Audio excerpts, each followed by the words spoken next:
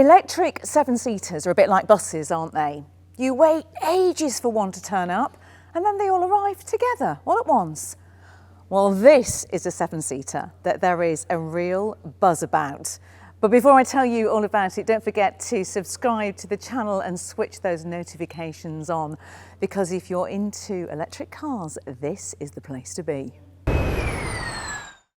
Now, it's no secret that I am more than a little bit in love with the VW ID Buzz. It's a practical family car, it's got a sense of fun, and is, in my opinion, beautifully designed. Add a massive dose of nostalgia that I feel whenever I get behind the wheel, thanks to memories of childhood holidays in a T2 and road trips in California. For me, it's just happiness on wheels. But even I will admit that it does have limitations that even my rose-tinted specs can't hide. But this is the version that seems to have the answers. It's a Buzz with added buzz. It's longer, it's faster, it's larger, it's a seven-seater, and it will also take you further. I've never driven a car that attracts such attention as the ID Buzz. In fact, here in the US, where the long wheelbase version is being launched, they are so excited that America is welcoming its arrival with a pretty grand gesture. In the future, June the 2nd, the day of its launch, will be known as VW Bus Day, and it will become a worldwide day of celebration of this automotive icon. And no, I'm definitely not joking. So the first bit of news to celebrate on VW Bus Day is that from next year you'll be able to get the Buzz with 5, 6 or 7 seats, and there'll even be room for the dog too. You'll also be able to get a Buzz with more fizz, because there will be a version with more power than a 911, and it will have all-wheel drive. Yes, really, that one definitely has my name on it. But let's not get too carried away just yet. Let me tell you about this stretched body version. Now, the Buzz we're used to, which is now called the normal wheelbase, is 4,712 millimetres long. This long wheelbase version measures an extra 250 millimetres between the wheels. And this bigger Buzz can be used as a 5-seater with a huge boot, along with a 6-seater with individual seats and armrests in the second row, and also as a 7-seater, like this one. A 3-seater bench seat is fitted as standard here in the middle, second row of seats. The backrest can be reclined to make it more comfortable, and the bench can be moved forwards or backwards either individually or completely by about 20 centimetres. The 2 individual seats in the third row can also be moved forwards and backwards as well as reclined. If you fold them completely, you can use the luggage board to give you a pretty large level cargo area. If you want even more space, the 2 rear individual seats can be completely removed.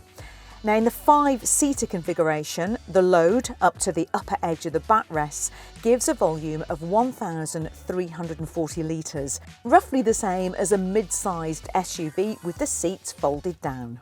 Now, if you fold all the seats, then the longer wheelbase ID Buzz has up to 2,469 litres of load room, loads of it.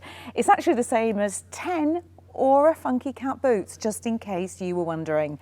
Now, even when it's occupied by 7 people, the third row of seats in the ID Buzz still has a volume of 306 litres, which is about the same as a Ford Fiesta.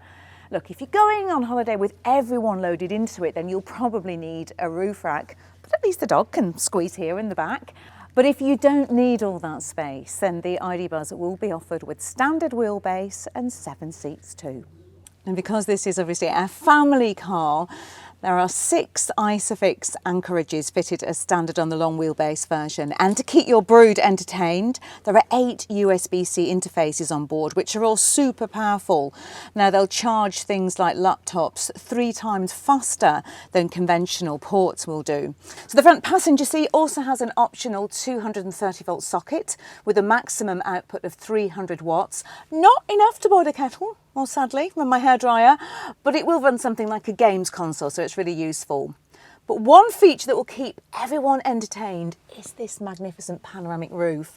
It's the largest VW have ever made, and besides increasing the headroom by around 30 millimetres, it's made of smart glass, which can be electrically switched from transparent to opaque and vice versa. Watch this.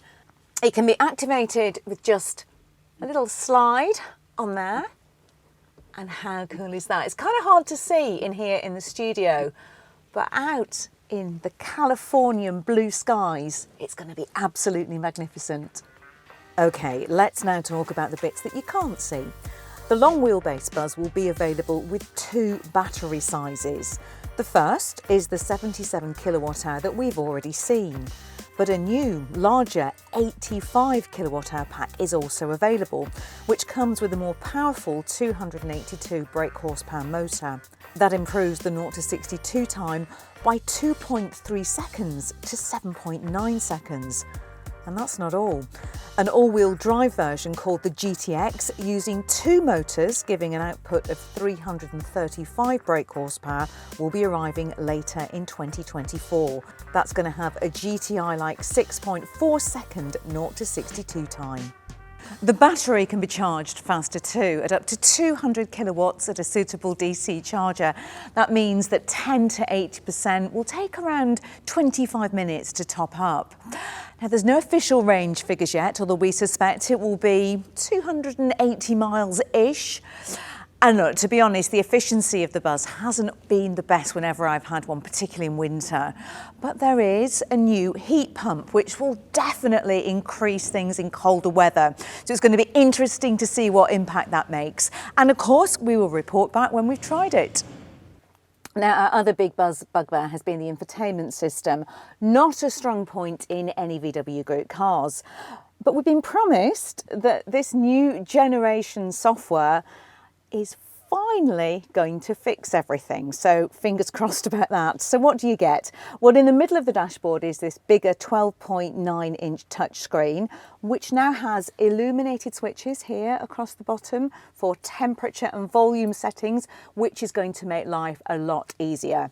So VW has divided the display into 2 touch bars and a home screen. The top bar of the display has a new direct access function, which opens up the main menu, gives you an overview of all the apps with one click, which is nice. Next to it is a button for the new car control centre, which offers direct access to the most important vehicle functions, and it can all be configured individually. I've literally seen this for about 5 minutes, so it's hard to say, has it made a difference? It does seem a bit slicker, not quite as laggy. It's got a more modern graphic interface, so fingers crossed it does the trick. Another cool feature in the interior is the 10 colour ambient lighting. A 30 colour version will also be available as an option, but you're going to have to subscribe and pay a monthly fee to get it. For the first time, a head-up display will also be available, and that projects all your important information like speed and navigation instructions in front of the driver. New on the North American versions will be an illuminated VW logo on the front. It's sadly not permitted in Europe. What spoilsports they are, because it looks absolutely brilliant. So when can I take the whole Electrifying gang for a cruise in the 3-row bus? Well, the bigger model will come to the UK mid-2024, with order books opening a few months before. That GTX version, well, that will be later in the year. There is no news if there's plans for a long wheelbase version of the Buzz Cargo, but you know, I wouldn't rule it out down the line. So now my question to you is, the 3-row Buzz, 7-seater, or the Kia EV9? Let us know in the comments below which you would go for. And of course, don't forget to subscribe, because we'll be driving this very soon.